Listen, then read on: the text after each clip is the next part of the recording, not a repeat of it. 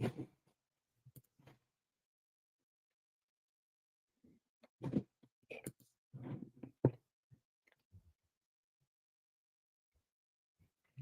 everyone, and welcome to Immigration Live with Lee.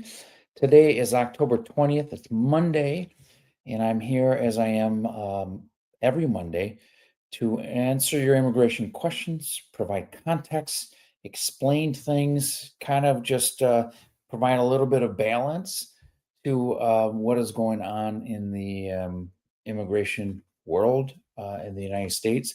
So I'm here to answer your questions. Please post your questions. If you're joining from YouTube, welcome. If you're joining from Instagram, welcome. And Facebook, welcome to you too.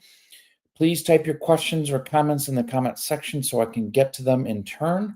I'm happy to answer questions. Some of them might be a bit more complicated or time consuming than others, but ask the question and I'll get to it if I can. And if I can't, I'll let you know what you need to do next to move forward. But again, there's a bit going on with immigration. The emphasis with this current administration is to actually deport people who are in an overstay or an unauthorized status. That's nothing new. Every presidency does that, but some presidencies do it with much more flair or gusto or much more emphasis than others, this being one of them. Okay. Another thing that this administration has a tendency to do or is currently doing, didn't do in the last administration, would be increasing fees. We're getting a lot of these notices of fees being increased, processes that never had filing fees before, or processes that didn't have them that do have them now, and they're not $50. They're like $1,000 or $1,500. So why do I point that out? Because it's important for you to know that there's processes that can be done still, but they might cost a little bit more. And the reason that's important is because you never know when new changes are going to come. So if you have a process now that doesn't have a new fee and you can file for it, don't hesitate because it might cost double what it would otherwise cost in the future. So it's just me being helpful to you to let you know that things are changing. Okay. So definitely check out my channel, specifically Instagram, which is where I post a lot of these types of notifications. Of course, YouTube is where I analyze and tear apart different processes and explain them to you. But Instagram is very helpful for little quick pieces of information like updates that I have on there right now. So check it out. My Instagram channel, just look it up, Marvin Immigration Lawyer, and you'll see it. Okay. And I'm going to get right into some questions that I have. Some of my friends on YouTube. Okay.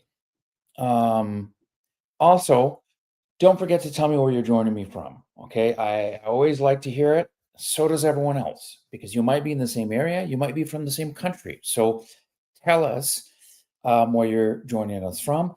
And as always, don't forget to like and subscribe, whether it's Instagram or YouTube or Facebook. You can like and you can subscribe to get more notifications of other types of videos and helpful things to people, especially during these trying times.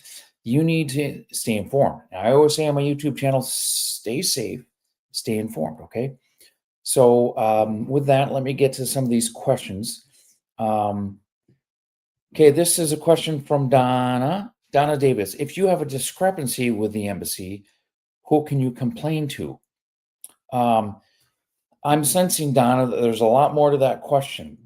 Okay, and what do you mean? Okay, I see you down here too. Okay, let me go down here. Donna says, if you are approved by the immigration office and the visa department, why does the embassy find a problem to put you on an administrative hold? Okay, so Donna, what you just illustrated is the nuance between the different offices, the different departments that handle a piece of the puzzle for immigration. Okay. Um, there's USCIS, which is Department of Homeland Security. ICE is also a part of Department of Homeland Security. Okay, so that's one. That's Department of Homeland Security. Then you have the Immigration Court, which is the Department of Justice. Okay. And then you have the Embassy, which is the Department of State.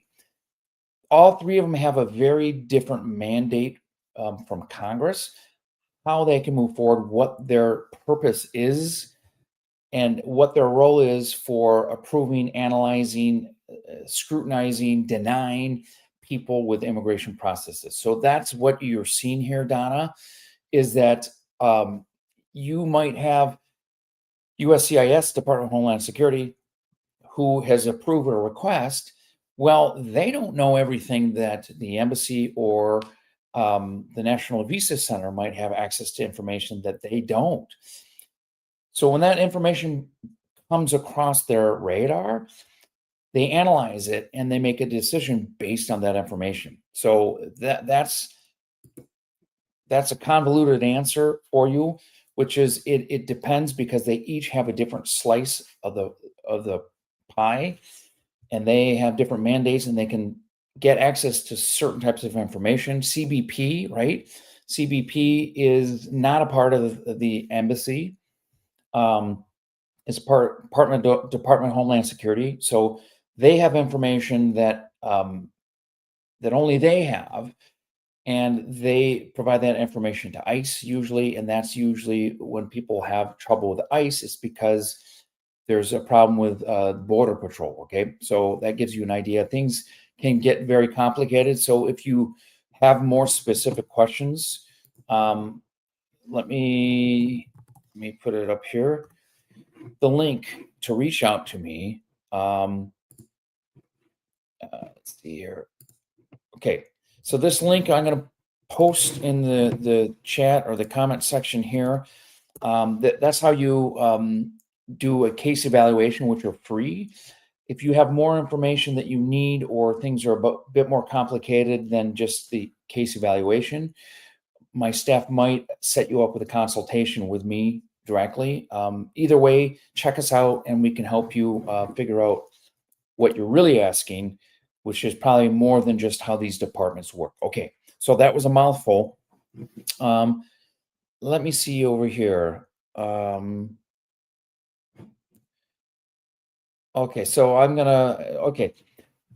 How long is biometrics for a T visa, and what is the fastest T visa approval? Okay, so this is a spicy gal. Okay, so biometrics usually when a process is filed within the United States, USCIS, biometrics is scheduled in order to be able to move forward with the rest of your process. Example, here's the T visa. I don't know what the processing times are right now for a T visa, or it depends where you live in the country, what service center is processing the T visa. So I don't really know the answer to that, but I do know that typically speaking, biometrics can be scheduled between 3 and 6 months from an initial filing, whether that's T visa, U visa, whether that's a green card request. Usually that's how long it takes for that to process. And I don't know how much time it's going to take after that. So that's part of the mystery, depending on which field office or which processing center has your case. Okay, they post that information, so if you need to check that out, you can definitely check out their processing times.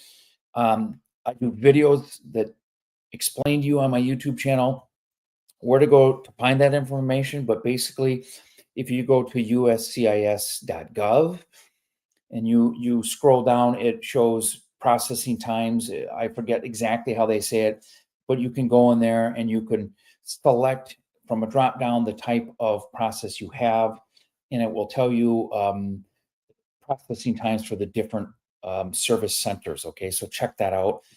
If you have a specific case, you can also put that information in, and they give you more detailed information. Okay, so Spicy Gal, good luck to you. If you need anything beyond this, again, that link that I posted is the next step if you want to get in touch with me, okay? Okay. Okay. Okay, this question is similar to the last question, okay? It says, and this is our priority date, PD, is the 21st January 2025, so the beginning of the year, for the first part of the green card or consular processing, filing for a spouse outside the United States. I don't know if you're filing as a legal permanent resident or a U.S. citizen. That has a significant impact on the processing times, which is roughly 2 years if you're a legal permanent resident sponsoring your spouse. If you are a U.S. citizen, it's much, much quicker because there technically is not a waiting time for a visa like there is for a legal permanent resident. I will speak to your expedited case request question. I stopped advising clients to do that 2-3 years ago when the government utterly, completely ignored a client of mine that had a significant car accident, and she needed her husband here. And the Biden administration basically blew us off. So, in my experience, expedited requests are propaganda, window dressing. They don't really exist, in my experience. And that was from a client that really needed it and really deserved it. So, if you've got a very good reason why you need an expedited processing, you can ask. Good luck to you if you ever hear from immigration about that. Okay. Let me see here. Okay.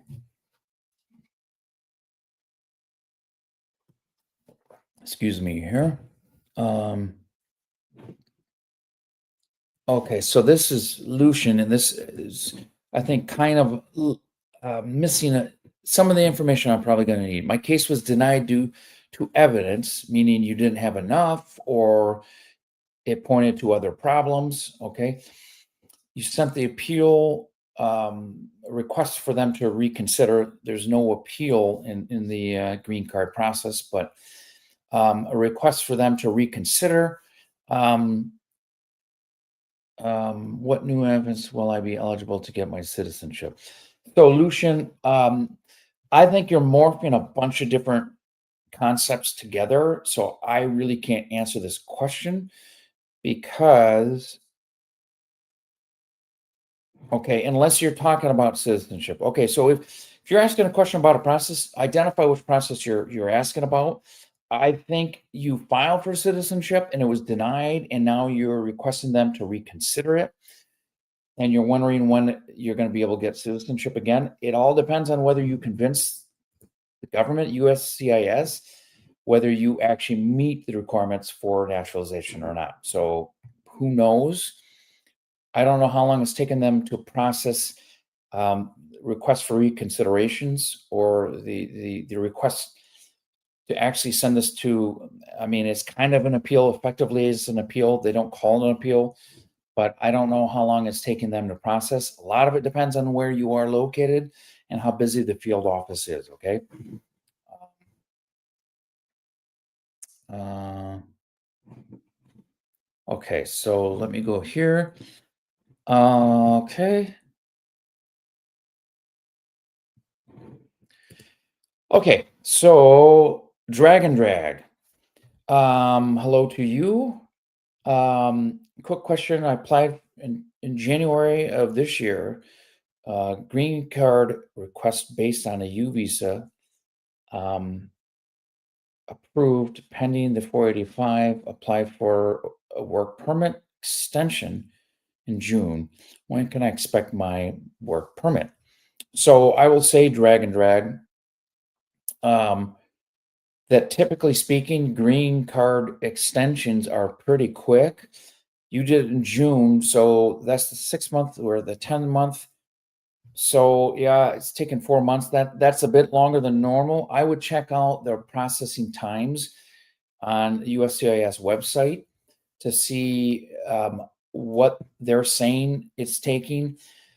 There's when you put in your receipt number, they will tell you when you're permitted to reach out to them with questions about why it's still taking too long. Okay. They're serious about that because, again, it happens in my office every couple days, really every week or so. I get somebody asking, when's it done? When's it done? When's it done? When's it done? After a while, it's kind of like, kids in the backseat of a car. Are we there yet? Are we there yet? So the government doesn't really put up with that, and they tell you when you can contact them. If it's premature, they're not going to respond. Okay, so that's been my experience. I hope that helps you. Okay. Dragon Drag is in Illinois. Thank you for joining us from Illinois, Central Time Zone. So thank you. Oh, we got Lucian's joining from Maryland. Thank you, Lucian, for putting that in there. Donna, you're in Florida now, so I missed these. I was so caught up in answering my questions, I didn't see all these comments here. So thank you for letting us know. We got Florida, Maryland, Illinois. Thank you. Let me see here.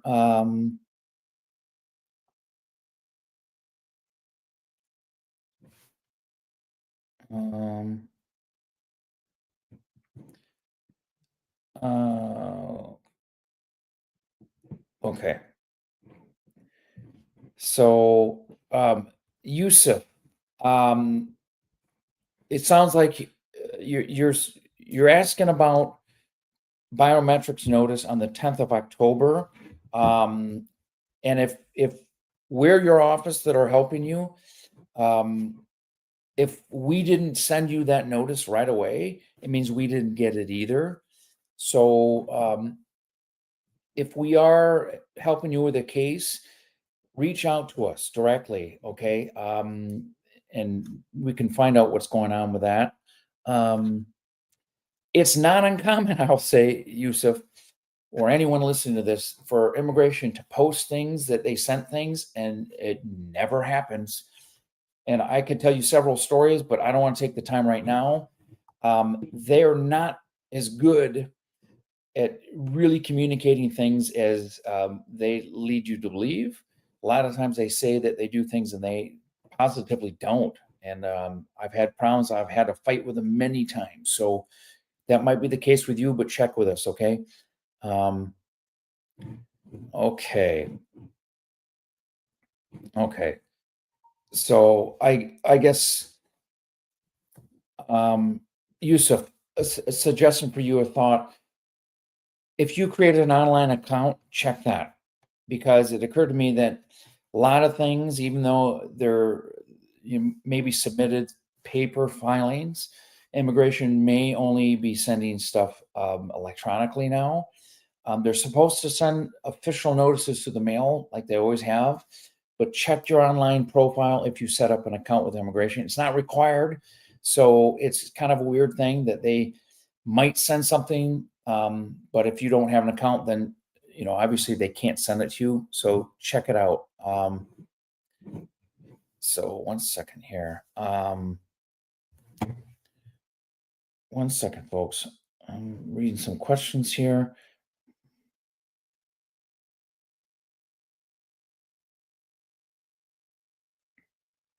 Okay. Okay, so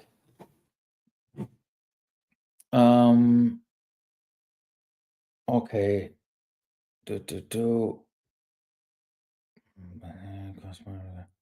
Okay, Donna, I feel your pain. I absolutely feel your pain. I understand what you mean. It feels like they're picking on you, and you're a veteran, right? That unfortunately is how the system works. If you don't file taxes, they assume you don't pay taxes, and that the most common way to show your ability to sponsor and support somebody is through income. And if you don't have an income, that's definitely a problem. It is possible to do it based on assets. It's a lot more difficult. So it does seem like discrimination, but let me tell you, that's the way the process has always been. So the way through that is that co-sponsor, and you might not want to do it, but let me tell you, it works every time. So if you need to get a co-sponsor for this process to go forward, I would highly recommend that you find someone, because that's the sure way to get it approved. Whereas the other one takes forever and it's messy. Okay. Um, so Yolanda is joining us from Guyana.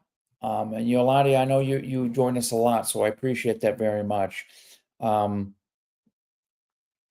uh, okay. So Yolanda's question: if you are waiting on the National Visa Center welcome letter for the K-1 visa, is it wise to get married or engaged? Wait, is that what you say here? Um, yeah, you kind of cut off there. Um, Yolanda, I say if you have the ability for your significant other to get married, I almost always prefer the spouse visa over the fiance visa, because it's just a lot cleaner. Okay. So if you have the ability to get married to your significant other and move straight to the green card process through the spouse visa, much easier than waiting around for the K-1 visa. Okay. That's how I've always done it, and it works really well. So if you need help, and I think you've reached out to us in the past, please reach out to us. That link that I posted above is a good way to do it. Okay. Um, okay. Uh,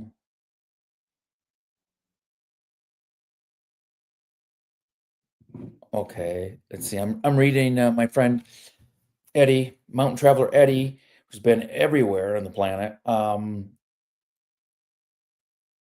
Okay.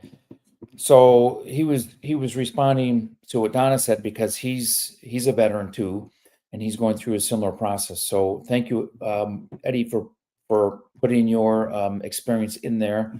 Um, uh, okay, right. Okay, so that's good feedback. Thank you, Eddie. Appreciate it. I'm gonna move on. It seems like I answered stuff for Donna, and so did you a little bit. So hopefully she's good. If not, Donna, reach out to me, okay? And I can help you perhaps figure out what's going on. Okay. Send your questions if you have them. I know I'm still going through these. I have a number to get through yet. It's right 8:23, so there's a little bit of time left. Um, Fat Panda, I'm going to put this because I appreciate your gratitude. I'm happy to provide information. Hopefully, it's enough to at least get you in the right ballpark of how things can happen for you guys out there, and I can help you the rest of the way. It's my pleasure. Um, okay, we got a lot of military friends here tonight. I love it. The question is, you have an approved military parole in place. Now, for the next step, what can be better? Um, okay.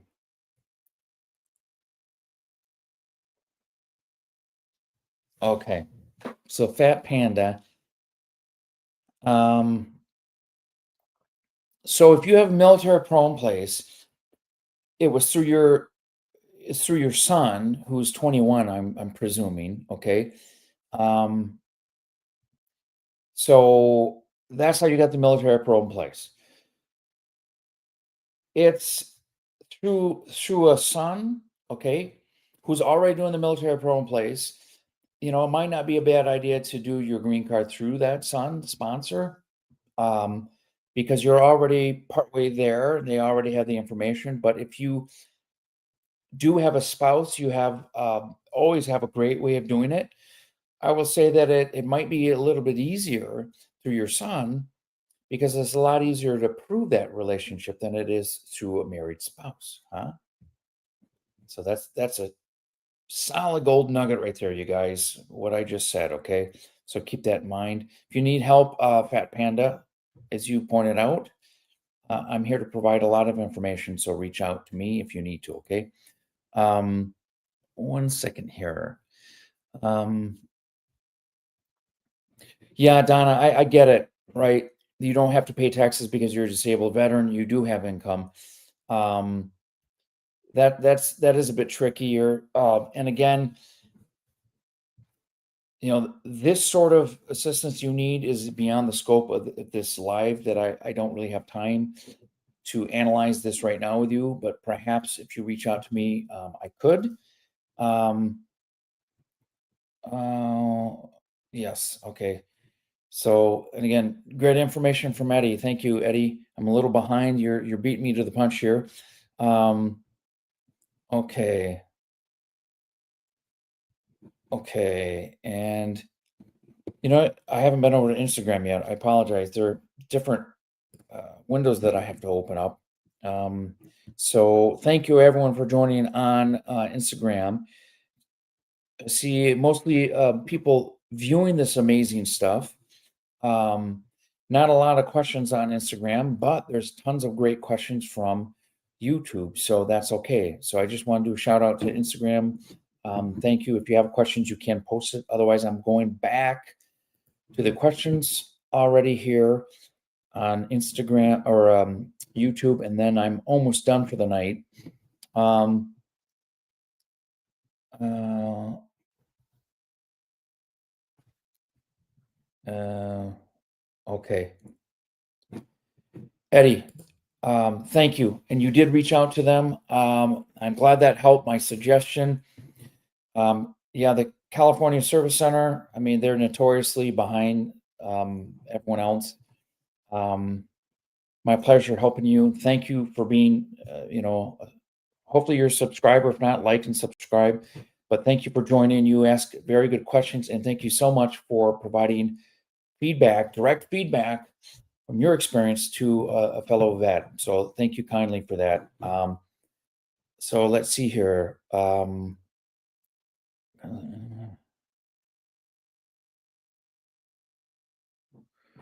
okay, Yusuf. Okay. Um, you don't have access to an online account code. It is expired. It says new access code will be sent through the month. Um, Eddie, yeah, I hear you. That's funny. It is so true. Um, so Yusuf, yeah, I mean, you get the code to regain access to your profile. That very well could be what it is. It's just you're a victim of technology and lack of proper access. Okay. So, and I don't know what more I can say beyond that. Once you get the access code, you should be good. Again, if we are your firm, and I apologize if I don't recognize your screen name, reach out to us, right? Because either we have a notice or we don't, and we probably need to figure that out and help you figure that out. Okay. So reach out to me for that. So again, I appreciate all the wonderful questions. I'm going to go to Instagram one last time before the end. So let's see if there's anyone I recognize on here that might. Uh, Tia, hola, ¿cómo estás, Tia? Te quiero mucho, Tia. So no questions on here either. So with that, with all my friends who are joining yet again, next week, same time, 8 o'clock Eastern Standard Time, which is Detroit time, for another Immigration Live with Ali. Thank you for everyone's support. Subscribe and like. Save up your question for next week so I can help you through this crazy immigration time. I'm happy to do it, and it's the thing that keeps me going. It gets me through the day. So thank you very much. Have a wonderful night, and stay informed and stay safe.